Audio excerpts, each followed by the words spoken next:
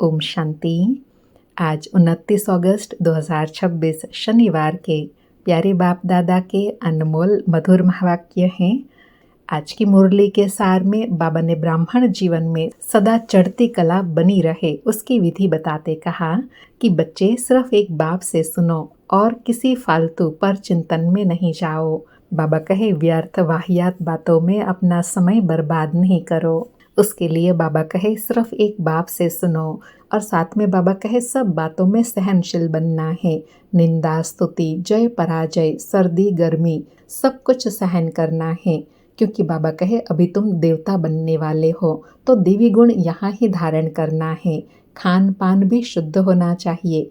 36 प्रकार के भोजन तो सतयुग में मिलेंगे, लेकिन यहाँ बाबा कहे साधारण रहना है, न बहुत ऊंचा न बहुत नीचा। और अटेंशन दिलाते कहा आगे ऐसा समय आएगा जो पानी भी नहीं मिलेगा, सूर्य भी अपनी तपत दिखाएगा, हर चीज तमो प्रधान बनती जाएंगी, क्योंकि सृष्टि ही तमो प्रधान है, तत्व भी तमो प्रधान है, सब दुख देने वाले हैं। ऐसे समय पर अपनी अवस्था को एक रस बनाए रखना है। और अंडरलाइन कराते कहा कि ऐसे नहीं कोई किसी के बारे में उल्टा सुल्टा सुनाए तो जट बिगड़ पड़ो, नहीं, क्योंकि आजकल बातों की बनावट बहुत हो गई है। कोई ने कुछ कहा तो जट बुखार चढ़ जाता है, अर्थात स्थिति ऊपर नीचे हो जाती है, नींद फिट जाती है। तो बाबा कहे ऐसी बातें सुनकर विचलित नहीं होना है, अपने मन को अपनी स्थिति को स्थिर गंभीर बनाना है, जो इन सब बातों का कोई भी प्रभाव ना पड़े। और इन सब बातों से ऊपर उठने के लिए बाबा ने विधि बताई कि सिर्फ बाबा कहते हैं मीठे लाडले बच्चे आत्म अभिमानी बनो। बाबा कहते हैं बच्चे एक बात पक्की कर लो, मैं आत्मा हूँ। और याद की विधि बताते कहा कि एक बाबा के लिए ही गाया हुआ है, तुम मात पिता हम बालक तेरे, तुमरे कृपाते सुख घनेरे। तो बाबा कहे अभी उन सर्व संबंधों का सुख लेने के लिए बाबा को सर्व संबंधों से याद करना है। और गुह्य कनेक्शन बताते कहा कि यहाँ ही अभी सर्वगुण संपन्न बनना है, यहाँ बनेंगे तब फिर भविष्य नई दुनिया आएंगी। अभी रात का अंत है, कलयुग का अंत है, यहाँ ही जब देवी गुण धारण करेंगे तब फिर सुबह सतयुग में जाएंगे। सुनते हैं प्यारे बाप दादा के अनमोल मधुर महावाक्य। आज बाबा कहे मीठे बच्चे सब बातों में सहनशील बनो, निंदा स्तुति जय पराजय सब में समान रहो, सुनी सुनाई बातों में विश्वास नहीं करो। मीठे बच्चे सब बातों में सहनशील बनो, निंदा स्तुति जय पराजय सब में समान रहो, सुनी सुनाई बातों में विश्वास नहीं करो। आज मुरली से प्रश्न है, आत्मा सदा चढ़ती कला में आगे बढ़ती रहे उसकी सहज युक्ति सुनाओ। आत्मा सदा उड़ती कला में आगे बढ़ती रहे उसकी सहज युक्ति सुनाओ। उत्तर में बाबा कहे एक बाप से ही सुनो, दूसरे से नहीं। फालतू पर चिंतन में वाहियात बातों में अपना समय बर्बाद न करो तो आत्मा सदा चढ़ती कला में रहेंगी। उल्टी सुल्टी बातें सुनने से, उन पर विश्वास करने से अच्छे बच्चे भी गिर पड़ते हैं। इसलिए बहुत संभाल करनी है। ओम शांति। मीठे मीठे बच्चों को अब स्मृति आई है कि बरोबर आधा कल्प हमने बाप को याद किया है, जब से रावण राज्य शुरू हुआ है। ऐसे भी नहीं कोई पूरा आधा कल्प याद किया है, नहीं, जब जब दुख जास्ती आया है तब तब याद किया है। अभी तुमको पता पड़ा है कि भक्ति मार्ग से हम उतरते आए। ड्रामा का रास बुद्धि में है, मुख से कुछ भी कहने का नहीं है। हम उनके हो गए, इसलिए जास्ती ज्ञान की दरकार नहीं। बाप के बने तो बाप की जायदाद के मालिक हो गए, कुछ कर्म इंद्रियों से करने का नहीं रहता। बाबा कहे भगवान के बने तो कर्म इंद्रियों से कुछ करने का नहीं रहता, यहाँ तो समझ से एक बाप को याद करना है। बाबा कहे भक्ति मार्ग में भगवान से मिलने के लिए कितने यज्ञ तप दान पुण्य आदि करते हैं। जहाँ भी जाओ सब जगह तीर्थ मंदिर अथाह है। ऐसा कोई मनुष्य नहीं जो सारे भारत के तीर्थ और अथाह मंदिर आदि घूम सके। अगर घूमे भी तो भी कुछ मिलता नहीं। वह घंटा घड़ियाल आदि कितना घमासान है। यहाँ तो घमासान की बात नहीं, न गीत गाने न तालियां बजाने की बात है। बाबा कहे कर्म इंद्रियों से कोई काम न करने का भावार्थ बता रहे हैं कि तुमको बाहर के कोई भी कर्म कांड नहीं करने हैं। काम काज करते हुए भी एक बाप को याद करना है। बाबा कहे मनुष्य क्या क्या करते रहते हैं, अथाह कर्म कांड है। यहाँ तो तुम बच्चों को सिर्फ याद करना है और कुछ भी नहीं। घर में रहते सब कुछ करते, सिर्फ बाप को याद करना है। तुम जानते हो अभी हम देवता बनते हैं, यहाँ ही देवी गुण धारण करना है। खान पान भी शुद्ध होना चाहिए। 36 प्रकार के भोजन तो वहाँ मिलेंगे सतयुग में, यहाँ साधारण रहना है। इसलिए कई बार बाबा कहते हैं ना, क्योंकि तुम वनवाह में हो इसलिए साधारण रहना है, ना बहुत ऊंचा ना बहुत नीच। सब बातों में सहनशीलता चाहिए। निंदा स्तुति जय पराजय सर्दी गर्मी यह सब कुछ सहन करना पड़ता है। समय ही ऐसा है। बाबा कहे समय ही ऐसा है तो अपने आप को ऐसा प्रिपेयर करना है, सब बातों में हमारी एक रस अवस्था रहे। बाबा कहे पानी नहीं मिलेगा, यह नहीं मिलेगा, सूर्य भी अपनी तपत दिखाएगा, हर चीज तमो प्रधान बनती है। यह सृष्टि ही तमो प्रधान है, तत्व भी तमो प्रधान है, तो यह दुख देते हैं। इसलिए बाबा कहे इन सब की तरफ से कोई भी बात आए तो हमारी स्थिति डावाडोल व डगमग नहीं होनी चाहिए। बाबा कहे निंदा स्तुति में भी नहीं जाना है। बहुत है जो जट बिगड़ पड़ते हैं, किसी ने उल्टा सुल्टा कुछ किसी को सुनाया, क्योंकि आजकल बातों की बनावट तो बहुत है ना। कोई ने कुछ कहा, तुम्हारे लिए बाबा यह कहते हैं कि इनको देह अभिमान है, बाहर का शो बहुत है, यह किसी ने सुनाया, बस बुखार चढ़ जाएगा, अर्थात बुरा लग जाएगा, फील हो जाता है। बाबा कहे नींद भी फिट जाएंगी। आधा कल्प के मनुष्य ऐसे हैं जो कोई को भी जट बुखार चढ़ा दे, जट पीले हो जाएंगे, अर्थात कुछ भी बात सुनते हैं तो जल्दी फील हो जाता है। बाबा कहे तो बाप कहते हैं कोई भी ऐसी वाहियात बातें नहीं सुनो। बाप कभी भी किसी की निंदा नहीं करते हैं। बाप तो समझाने के लिए ही कहते हैं। उल्टी सुल्टी बातें एक दो को सुनाने से अच्छे अच्छे बच्चे भी बिगड़ पड़ते हैं। इसलिए बाबा कहे इस बात की गांठ बांध लो कि कोई भी कैसा भी बोले किसी के भी बारे में, लेकिन उन बातों को मन में रखकर किसी के लिए अपने मन में सोच बना लेना यह गलत है। जब तक हम यथार्थ नहीं जानते हैं तब तक कोई बात पर विश्वास नहीं करना है। बाबा कहे ट्रेटर बन वाहियात बातें जाकर एक दो को सुनाएंगे। भक्ति मार्ग में भी कैसे कैसे कहानियां बनाई हैं। अभी तुमको ज्ञान मिला है तो तुम कभी भी हे राम व हाय भगवान भी नहीं कह सकते। यह अक्षर भी भक्ति मार्ग के हैं। तुम्हारे मुख से ऐसे अक्षर नहीं निकलने चाहिए।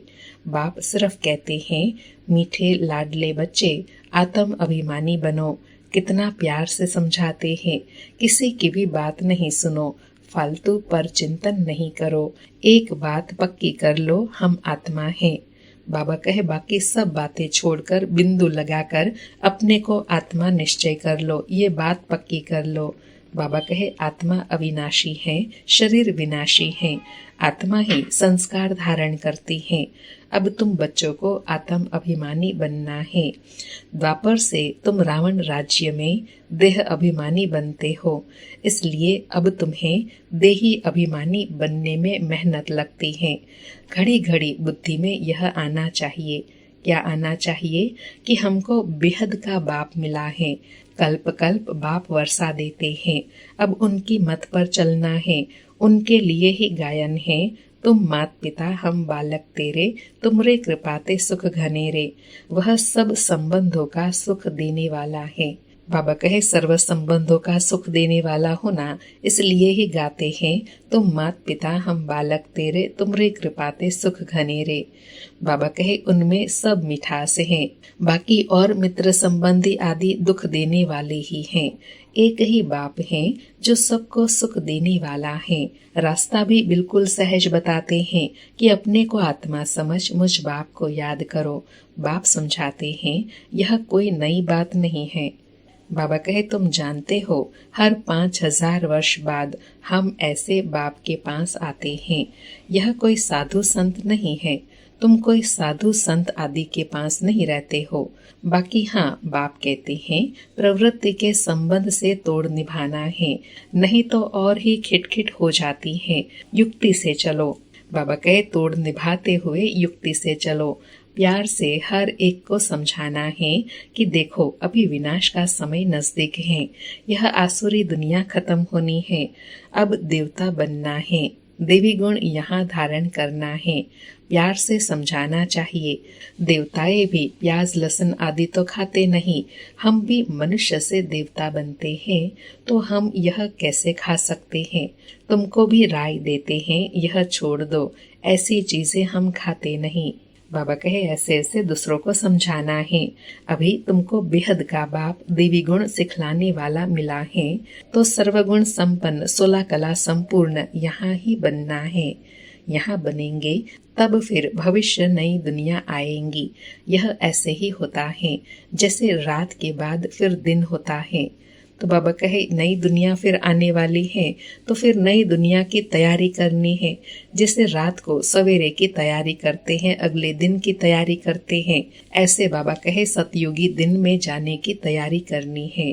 बाबा कहे अब रात की अंत में ही देवी गुण धारण करने हैं, तो फिर सुबह हो जाएंगी। अपनी परीक्षा हर एक को आपे ही लेनी है। ऐसे नहीं कि बाप तो सब कुछ जानते हैं, तुम अपने को देखो ना। बाबा कहे बाबा जाने या न जाने, तुम अपने को चेक करो कि हमारे में कितनी धारणा हुई है। बाबा कहे स्टूडेंट ऐसे कभी नहीं कहेंगे कि टीचर तो सब कुछ जानते हैं। इम्तिहान के दिन नजदीक आते हैं तो बच्चे खुद भी समझते हैं हम कितना पास होंगे, किस सब्जेक्ट में हम ढीले हैं, मार्क्स कम लेंगे फिर सब मिलाकर पास हो जाएंगे। यह समझते हैं तो इसमें भी अपनी जांच रखनी है, हमारे में क्या कमी है।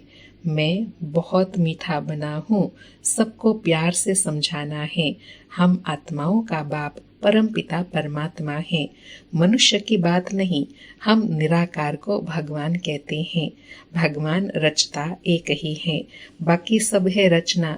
रचना से किसी को वर्षा नहीं मिल सकता, कायदा नहीं है। अर्थात भाई भाई को वर्षा नहीं देता, बाप बच्चे को वर्षा देते हैं। बाबा कहे अब सर्व का रचना का सदगति दाता एक ही रचता बाप है। उसमें साधु संत सब आ गए, है तो सब आत्माएं ना। हाँ, मनुष्य अच्छे बुरे तो होते ही है, पोजीशन ऊंचा नीचा होता है। सन्यासियों में भी नंबरवार है। कोई तो देखो भीख मांगते रहते, कोई को सब पांव पड़ते हैं। तुम बच्चों को भी ऊंच बनना है, बहुत मीठा बनो। बाबा कहे तो ऐसे लक्ष्य हमेशा ऊंचा रखना है, नंबर 1 जाने का। बाबा कहे कभी भी क्रोध से बात नहीं करनी चाहिए, जितना हो सके प्यार से काम लो। कहते हैं बच्चे बहुत तंग करते हैं। बाबा कहे सो तो आजकल के बच्चे है ही ऐसे, प्यार से उनको समझाओ। दिखाते हैं कृष्ण चंचलता करता था तो उनको रस्सी से बांधते थे। जितना हो सके प्यार से समझाना है, या तो हल्की सजा, बेचारे अबोध अनजान है। समय भी ऐसा है। बाबा कहे समय भी ऐसा है, थोड़े अनजान भी है, तो ऐसे समय पर बच्चों को भी युक्ति से समझाना है, सिखाना है। बाबा कहे बाहर का संग दोष बहुत खराब है। अभी बेहद का बाप कहते हैं तुम्हें मूर्ति आदि रखने की कोई दरकार नहीं है, कुछ भी मेहनत करने की दरकार नहीं है। शिव का चित्र भी क्यों रखे, वह तो तुम्हारा बाप है ना। घर में बच्चे बाप का चित्र क्यों रखे, बाप तो हाजिरा हजूर है ना। बाप कहते हैं मैं अभी हाजिर नाजिर हूँ ना। बाबा स्पष्ट कर रहे हैं कि तुमको मेरा चित्र भी रखने की दरकार नहीं, क्योंकि मैं तो तुम्हारे सन्मुख हूँ। लेकिन भूल जाते हैं तो सामने रहने से याद रहे, इसलिए हम बाबा का चित्र रखते हैं। बाबा कहे फिर चित्रों की तो दरकार नहीं, मैं बच्चों को बैठ समझाता हूँ। कहते हैं बाप दादा को देखे। अब बाप तो है निराकार, उनको देख न सके, बुद्धि से समझ सकते हैं। बाप कहते हैं मैं इनमें प्रवेश कर तुमको नॉलेज बैठ देता हूँ, नहीं तो कैसे आऊं? श्री कृष्ण के तन में कैसे आएगा? सन्यासियों में भी नहीं आ सकता हूँ। मैं आता ही उनमें हूँ जो पहले नंबर में था, वही अब लास्ट नंबर में है। तुमको भी अभी पढ़कर फिर पहले नंबर में जाना है। पढ़ाने वाला तो एक ही है, जिसको ज्ञान का सागर कहा जाता है। तुमको ज्ञान बहुत अच्छा मिलता है। तुम जानते हो शांति धाम हमारा घर है, सुख धाम हमारी राजधानी है, दुख धाम रावण की बादशाही है।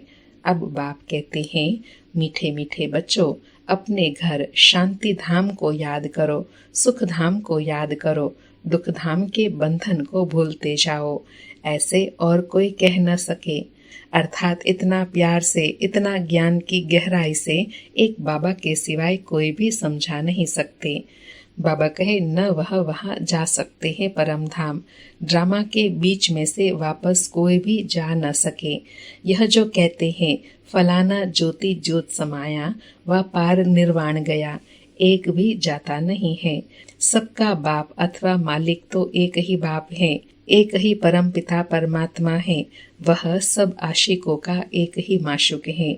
वह जिस्मानी आशुक माशुक एक दो को याद करते हैं, बुद्धि में चित्र आ जाता है, फिर एक दो को याद करते रहेंगे, खाना खाते रहेंगे, याद करते रहेंगे। वह तो है एक जन्म के आशिक माशुक। तुम जन्म जन्मांतर के आशिक हो, एक माशुक परमात्मा के। तुमको और कुछ भी नहीं करना है, सिर्फ एक बाप को याद करना है। बाबा कहे यहाँ तुमको और कुछ करना नहीं है, सिर्फ चलते फिरते एक बाप को याद करना है।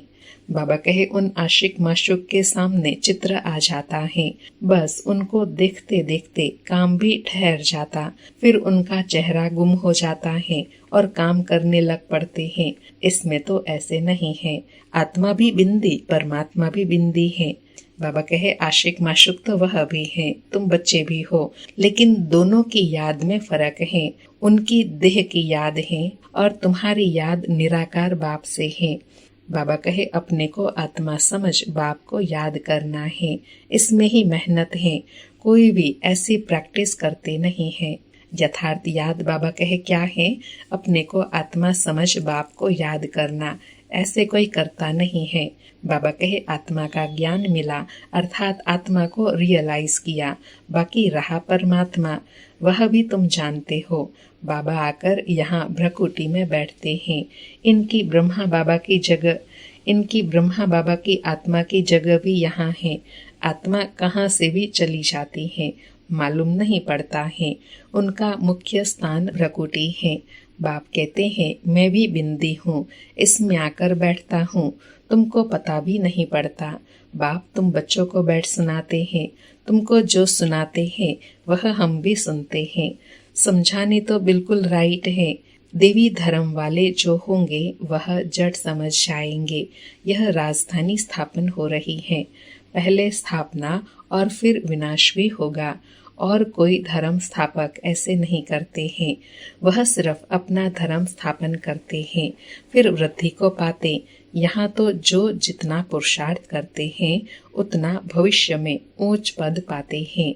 तुम भविष्य 21 जन्मों के लिए प्रारब्ध बनाते हो तो कितना पुरुषार्थ करना चाहिए, और है बहुत सहज, योग भी सहज, जिससे तुम्हारे विकर्म विनाश होते हैं। बाबा कहे योग है कितना सहज और प्राप्ति कितनी है। याद से विकर्म विनाश होते हैं, याद से ऊंच पद पाते हैं। बाबा कहते हैं मैं गारंटी करता हूँ, कल्प कल्प मैं ही आकर तुम बच्चों को पावन बनाता हूँ। यहाँ पतित एक भी होता नहीं। बाबा कहे याद में रहो तो मैं गारंटी करता हूँ मैं तुमको पावन बना दूंगा। बाबा कहे ज्ञान भी कितना सहज है। 84 जन्मों का चक्र कैसे लगता है, वह बुद्धि में ज्ञान है। हमने 84 का चक्र लगाया है, यह निश्चय रखना है। निश्चय में ही विजयी है। ऐसे नहीं कि पता नहीं हम 84 जन्म लेते हैं व कुछ कम, जबकि तुम ब्राह्मण हो। बाबा कहे जबकि तुम ब्राह्मण हो तो तुमको निश्चय होना चाहिए, बरोबर हमने 84 का चक्र पूरा भोगा है। बाबा कहे यह तो बहुत सहज समझानी है। बच्चों को समझाया है। यह चित्र सब दिव्य दृष्टि से बाप ने बनवाए हैं, करेक्ट भी कराए हैं। शुरू में जब बनारस में बाबा एकांत में रहते थे तो ऐसे चक्र दीवारों पर बैठ निकालते थे। समझते कुछ भी नहीं थे कि यह क्या है। खुशी होती थी, साक्षात्कार होने से जैसे उड़ जाते थे। यह क्या होता है समझ में नहीं आता था। तुम जानते हो जो चित्र पहले बने थे वह फिर बदलकर नए नए बनते गए हैं। अभी नए नए चित्र कल्प पहले मुआफिक बनते जाते हैं। सीढ़ी का चित्र देखो कितना अच्छा है, इस पर समझाना सहज है। देरी से आने वालों को और ही सहज समझानी मिलती है। क्यों? क्योंकि बाबा कहे ज्ञान की और गहराई में जाते जाते हैं तो नई नई पॉइंट्स निकलती जाती हैं, जिससे दूसरों को समझाना भी सहज होता है। बाबा कहे अभी नए नए जो आते हैं 7 दिन में सारा नॉलेज समझ लेते हैं, पुरानों से भी आगे जा रहे हैं। कई कहते हैं पहले आते थे तो अच्छा था। अरे बाबा कहे अरे यह भी फिक्र मत करो, आगे आते थे तो और भागंती हो जाते थे। तो इसलिए बाबा हमेशा स्मृति दिलाते हैं ना, जो होता है कल्याण के लिए होता है। अच्छा है अभी सारा ज्ञान इतना सरल हो गया, समझना और समझाना सहज है। बाबा कहे देरी से आने वालों को तो सहज तखत मिलता है। पहले जो थे देखो वे फिर अब है भी नहीं, खत्म हो गए। पिछाड़ी में रिजल्ट का मालूम पड़ता है, कौन पास हुए। नए नए निकलते हैं और जट सर्विस पर लग पड़ते हैं, पुराने इतना नहीं लगते। नई नई बच्चियां सर्विस से दिल पर चढ़ती रहती हैं, पुराने कितने तो खत्म हो गए। इसलिए बाबा कहते हैं जिनको सर्वोत्तम ब्राह्मण कुलभूषण कहा जाता है उनमें भी कोई आश्चर्यवत सुनंती भागंती हो जाते हैं। जो गाया हुआ है वह अब प्रैक्टिकल में हो रहा है। इसलिए बाबा कहे सदा निश्चिंत और निश्चय बुद्धि रहो, जो होता है कल्याणकारी है। हम सही टाइम पर आए क्योंकि हमारा ड्रामा में पार्ट ही इस समय का था। अच्छा, मीठे मीठे सिकिलधे बच्चों प्रति माता पिता बाप दादा का याद प्यार और गुड मॉर्निंग। रूहानी बाप की रूहानी बच्चों को नमस्ते। हम रूहानी बच्चों की रूहानी माता पिता बाप दादा को याद प्यार गुड मॉर्निंग और नमस्ते नमस्ते। सारी मुरली से धारणा के लिए सार है। पहला पॉइंट, अपनी जांच आपे ही करनी है। देखना है मैं बहुत मीठा बना हूँ, हमारे में क्या क्या कमी है। सब देवी गुण धारण हुए हैं, अपनी चलन देवताओं जैसी बनानी है। आसुरी खान पान त्याग देना है।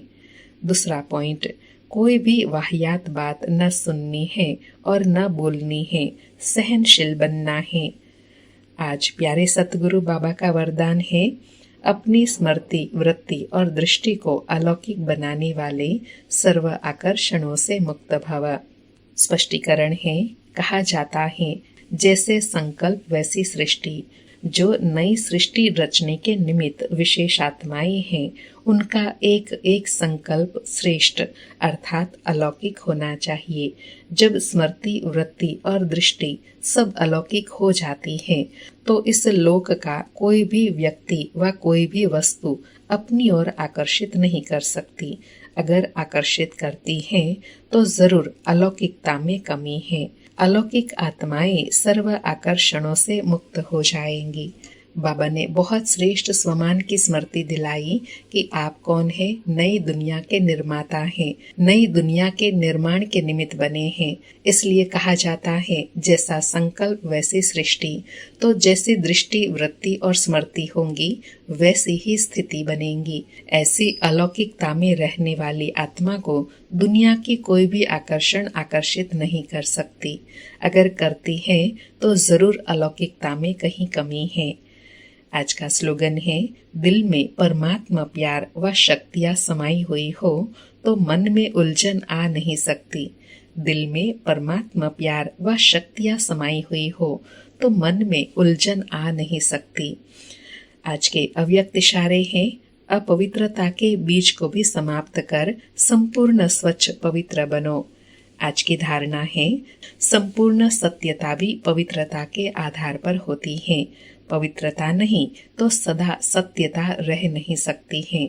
सिर्फ काम विकार अपवित्रता नहीं है, लेकिन उसके और भी साथी हैं। तो महान पवित्र अर्थात अपवित्रता का नाम निशान न हो। अच्छा, ओम शांति। शुक्रिया बाबा, शुक्रिया।